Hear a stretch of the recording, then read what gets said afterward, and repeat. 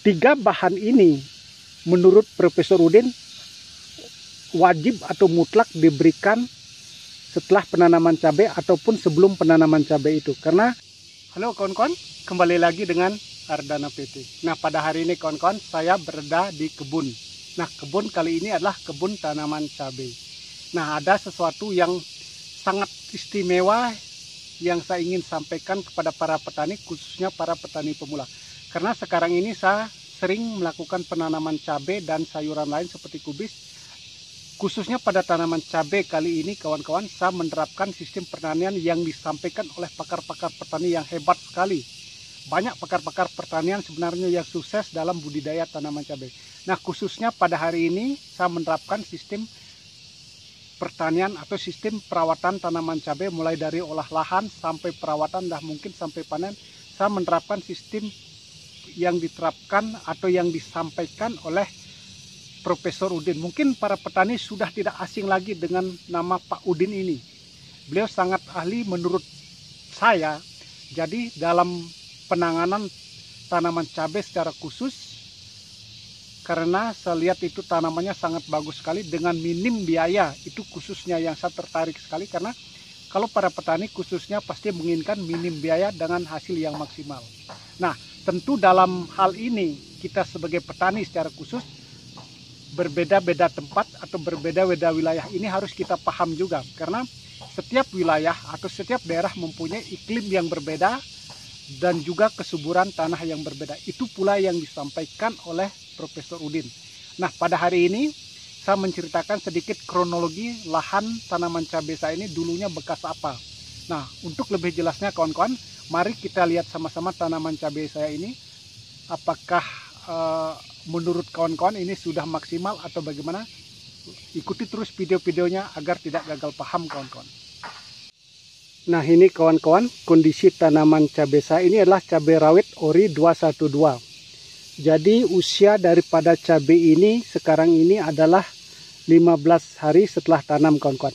Nah, saya seperti tadi saya katakan, saya akan menceritakan sedikit lahan ini bekas apa sebenarnya. Nah, ini dulunya semua ini adalah lahan bekas tanaman terong kawan-kawan. Jadi boleh dikatakan ini adalah lahan janda atau lahan bekas. Karena tanaman cabai dengan tanaman terong itu satu jenis atau satu famili kawan-kawan.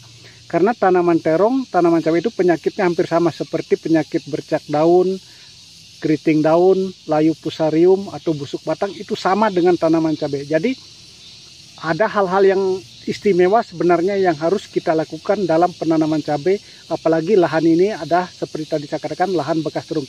Begitu juga yang disampaikan oleh Profesor Udin atau Pak Udin ini. Nah, pertama yang saya lakukan sebelum menanam cabai dan setelah tanaman terong ini kita cabut tanpa memberikan bakteri apapun sebenarnya, kita hanya cabut, bersihkan terongnya, dan setelah itu kita melakukan pengocoran setiap lubang tanam ini dengan fungisida dan insektisida. Itu yang saya lakukan. Dan kita diamkan selama 10 hari kawan-kawan. Nah, setelah itu baru kita melakukan penanaman cabai. Nah, seperti ini kita tanam semuanya. Nah, setelah selesai melakukan penanam cabai, besoknya langsung saya melakukan pengocoran dengan 3 bahan yang direkomendasikan oleh Pak Udin ini, yaitu yang pertama adalah trichoderma, kemudian asam humat, dan silika karbon.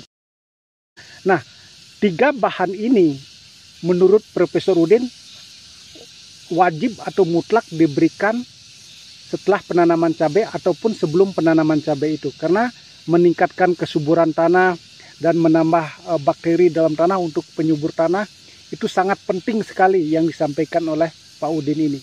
Nah, kemudian pada usia 5 hari kita juga melakukan pengocoran dengan itu fosfat cair dan asam amino. Itu usia 5 hari saya lakukan. Itu juga ada yang disampaikan oleh Pak Udin. Kemudian di usia 10 hari kita melakukan, karena saya tahu bahwa lahan ini adalah tidak ada kandungan zat atau pupuk kandangnya atau humusnya yang masih ada di dalam tanah karena dulu bekas tanam terong, maka usia di 10 hari itu saya mengocor dengan pupuk organik cair, yaitu dari kotoran ayam yang sudah difermentasi selama 2 bulan lebih kawan-kawan. Setiap lubang tanam ini saya kasih hanya 50 mili. Nah, kemudian sekarang ini di usia 15 hari, saya juga akan melakukan penyepraian kawan-kawan dengan menggunakan 2 bahan saja yang sangat direkomendasikan juga untuk pertumbuhan tanaman cabai ini. Nah, menurut kawan-kawan ini tanaman cabai ini gimana? Nah, kalau menurut saya ini tanaman cabainya pertumbuhannya sudah bagus sekali, sudah maksimal, ini sudah besar ini, usia 15 hari, daunnya sudah hijau royo, tetapi saya belum berani mengocor dengan pupuk NPK 1616 karena curah hujan di tempat saya masih cukup tinggi. Nah, kawan-kawan, mari kita lihat sama-sama bahan apa yang akan saya gunakan untuk penyepraian di usia 15 hari khusus tanaman cabai ini. Kita lihat dulu kawan-kawan sebentar tanaman cabainya sebelum kita meracik obat yang saya akan gunakan. Nah, seperti ini kondisi tanamannya. Seperti tadi saya katakan, daunnya tebal ini, hijau royo-royo. Dia tidak ada kena bercak daun. Nah, seperti ini.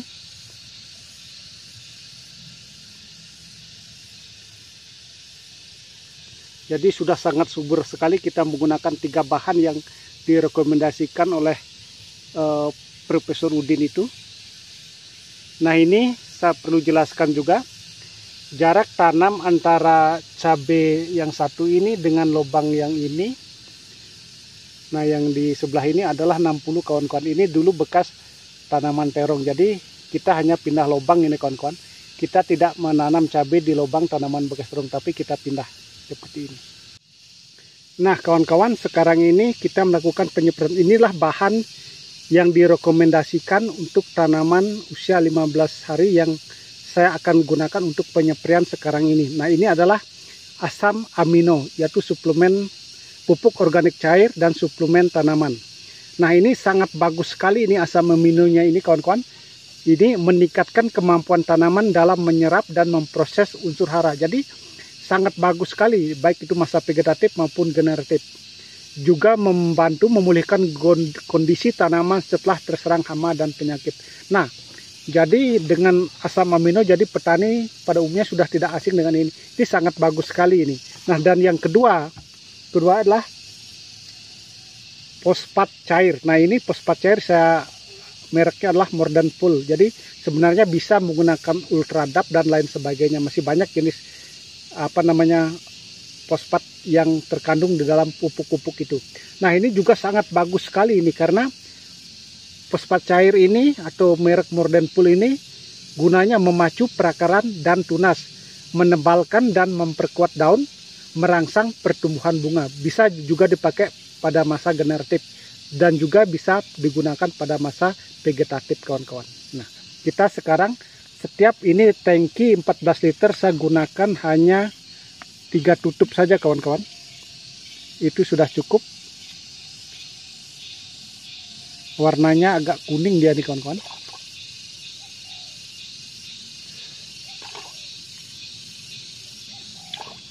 Nah, 3 tutup saja sudah cukup. Kemudian kita campur dengan asam amino.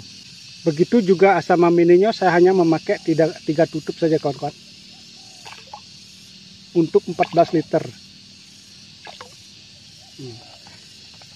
Nah, karena situasi sekarang di tempat saya masih curah hujan cukup tinggi, dibilang masih lumayan lah ada hujan. Takutnya nanti di sini sekarang sih pagi masih cuaca agak cerah, tapi kita tidak tahu nanti atau hujan. Biasanya saya menambahkan sedikit perekat sedikit saja, jadi untuk antisipasi saja.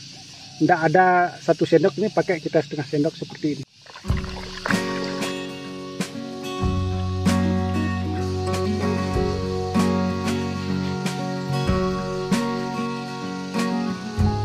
Terima kasih kawan-kawan yang sudah menyimak video ini.